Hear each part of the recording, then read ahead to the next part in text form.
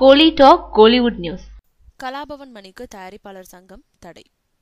பிரபல மலையாள நடிகர் கலாபவன் மணி தமிழ்லயும் ஏராளமான படங்கள்ல நடிச்சிட்டும் இருக்காரு. கலாபவன் மணிக்கு மலையாள படங்கள்ல நடிக்க மலையாள தயாரிப்பாளர் சங்கம் தடை விதிச்சிருக்கு.